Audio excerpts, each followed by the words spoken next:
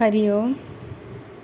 സോയം മുനീന്ദ്രജനമാനസതാപഹാരീ സോയം മദവ്രജവധൂവസനാപഹാരീ സോയം തൃതീയഭുവനേശ്വരദർപ്പഹാരീ സോയം മദീയഹൃദയാംബുരുഹാപഹാരീ. കവി പറയുകയാണ്, ഈ ഭഗവാൻ മുനീശ്വരന്മാരുടെ മനസ്സിലെ സങ്കടങ്ങളെ ഇല്ലാതെയാക്കുന്ന ആളാണ്. ഈ ഭഗവാൻ യൗവനമതം കൊണ്ട് അഹങ്കരിച്ച ഗോപസ്ത്രീകളുടെ വസ്ത്രങ്ങൾ അപഹരിച്ച ആളാണ്. ഈ ഭഗവാൻ സ്വർഗലോകത്തിൻ്റെ അധിപനായ ദേവേന്ദ്രൻ്റെ അഹങ്കാരം ശമിപ്പിച്ച ആളുമാണ്. പിന്നെയോ ഈ ഭഗവാൻ എൻ്റെ ഹൃദയകമലത്തെ വശീകരിച്ച ആളാണ്. ഈ ഭഗവാൻ എന്നെയും മോഷ്ടിച്ചു പോയി. പകരവും തന്നു കണ്ണൻ. സ്നേഹം തന്നു, ആനന്ദം തന്നു, കരുതലും കരുണയും സംരക്ഷണവും തന്നു, വാത്സല്യം തന്നു.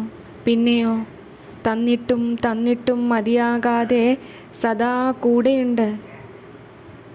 അങ്ങയെ സദാ കാണാനുള്ള കാഴ്ചയും അങ്ങയെ സദാ കേൾക്കാനുള്ള കേൾവിയും തന്ന് അവിടുത്തെ കളഭസുഗന്ധം നിറയുന്ന തിരുമേനിയിൽ ഇരുകൈകളാലും പുണർന്ന് ഇനിയും എന്നെ പിരിയല്ലേ ഭഗവാനെ എന്ന് പറയാനുള്ള ഹൃദയവും അങ്ങെനിക്ക് തന്നു. നാരായണ, എങ്ങനെ പറയും ഞാൻ അങ്ങയോട് നന്ദി? എത്ര പറയും നന്ദി? എത്ര പറഞ്ഞാൽ അത് മതിയാകും കണ്ണ? ആവില്ല, അറിയാം എനിക്ക്. നാരായണ.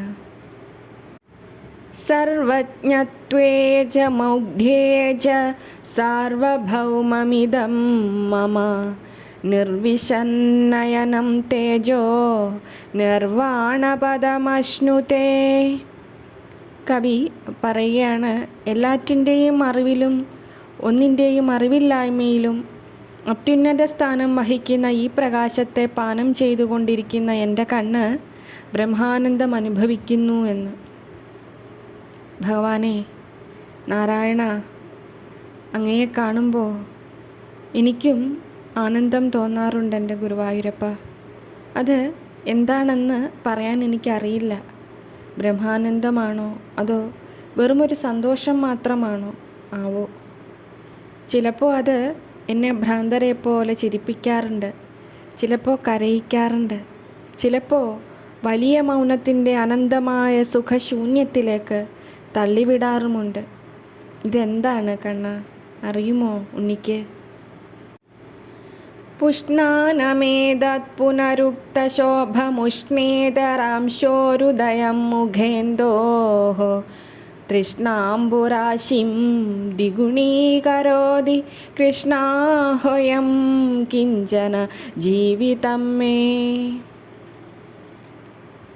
ചന്ദ്രോദയത്തിൽ സമുദ്രത്തിൽ വേലിയേറ്റമുണ്ടാകുന്നത് പോലെ എൻ്റെ മനസ്സിൽ പുഞ്ചിരി പൊഴിച്ചുകൊണ്ടിരിക്കുന്ന കൃഷ്ണൻ്റെ മുഖചന്ദ്രോദയത്തിൽ എൻ്റെ ഈ ജീവൻ തന്നെയായ ശ്രീകൃഷ്ണ എന്ന ഒരുവനെ കാണുവാനുള്ള എൻ്റെ ആഗ്രഹമാകുന്ന സമുദ്രത്തെ ഇരട്ടിപ്പിക്കുന്നു എന്ന് കവി പറയുകയാണ്.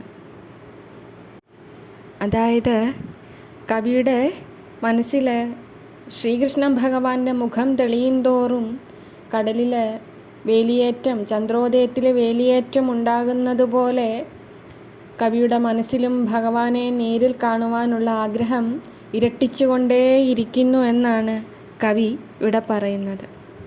ഭഗവാനെ, നാരായണ, ഗുരുവായൂരപ്പ, എപ്പോഴും എന്നിൽ ഒരു തെളി നിലാവ് പോലെ അവിടുന്ന് നിറയണേ, ഒരു ദീപം പോലെ തെളിയണേ, മരതക കാന്തി പോലെ പ്രകാശമാനമാവണേ, തുളസിയുടെ നറുഗന്ധം പോലെയും കളഭസുഗന്ധം പോലെയും അത് എൻ്റെ സിരകളെ ഉന്മേഷഭരിതമാക്കണേ. നിൻ്റെ കളിവാക്കുകൾ എന്നെ ഉല്ലാസവതിയാക്കണേ. അങ്ങയുടെ സാന്ത്വനങ്ങൾ സുരക്ഷിതത്വം നൽകണേ. പ്രഭോ, അവിടുന്ന് ചേർത്തു പിടിക്കുമ്പോൾ നിൻ്റെ തൃപ്പാദത്തിനരികെ ഇരിക്കാനുള്ള അനുമതിയാകണേ അത്. ഊണിലും ഉറക്കത്തിലും നടപ്പിലും ഇരിപ്പിലും ചെയ്യുന്ന കർമ്മങ്ങളിലും ശ്വാസത്തിലും ഇടയൊഴിയാതെ നാരായണ ഭഗവാനെ അവിടുന്ന് നിറയണേ. തദേ തദാ താമ്രവിലോചനശ്രീ സംഭാവിതാശേഷവിനമ്രവർഗം മുഹുർമുരാരേർമധുരാധരോഷ്ടം മുഖാംബുജം ചുംബതി മാനസം മേ. ഇളഞ്ചോപ്പുള്ള തൃക്കണ്ണുകളുടെ കാന്തി കൊണ്ട് എല്ലാ ഭക്തന്മാരെയും അനുഗ്രഹിച്ചു കൊണ്ടിരിക്കുന്നതും മധുര ചെഞ്ചുണ്ടുകളോടു കൂടിയതുമായ ശ്രീകൃഷ്ണ ഭഗവാന്റെ ഓമനത്തം തുളുമ്പുന്ന മുഖാരവിന്ദം ഞാൻ വീണ്ടും വീണ്ടും ചുംബിക്കുന്നു എന്ന് കവി ഇവിടെ പറയുന്നു. കണ്ണാ, കനനിലാടിയതാണ് ജീവിതം. അന്നത്തിലുപ്പായത് കണ്ണുനീരാണ്. ഹൃദയം കത്തിയെരിഞ്ഞതാണ് മുന്നോട്ടുള്ള വെളിച്ചമായത്. ലഭിച്ച മുൾക്കിരീടങ്ങളും മൂളിയടിച്ച അപമാനത്തിൻ്റെ ചാട്ടവാർ അടികളുമാണ് എനിക്ക് ഉത്സവങ്ങളായിരുന്നത്.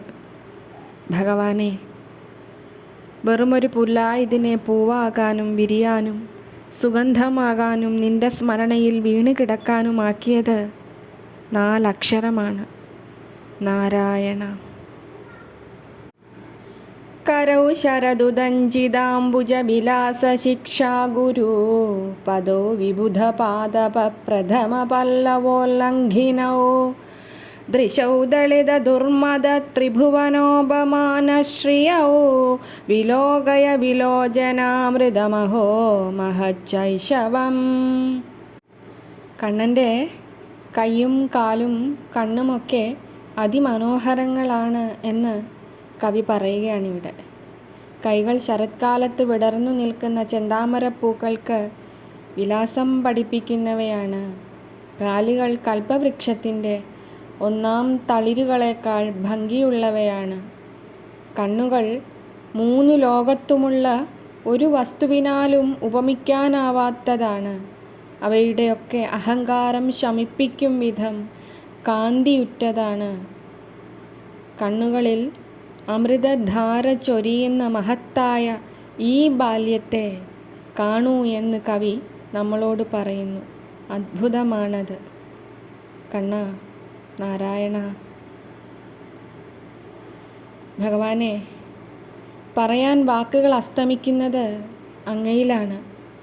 അഴക് കടലായി ഒഴുകി നിറയുന്നത് അങ്ങയിലാണ്. സ്തുതികൾക്കുമപ്പുറം, എല്ലാ അർത്ഥവിവരണങ്ങൾക്കുമപ്പുറം അനന്തമായി അങ്ങ് നിലകൊള്ളുന്നു. അവിടെ ഒന്നുമില്ല. കാരണം ഒന്നും അങ്ങേക്ക് പകരമാവില്ല തന്നെ. അത്രയും മഹിമയാൽ നിറഞ്ഞ വിശ്വം ചമച്ച എൻ്റെ പൊന്നു തമ്പുരാനാണങ്ങ്. ഞാൻ ആ പാദത്തിൽ വീണ് കിടന്നോട്ടെ ഭഗവാനെ.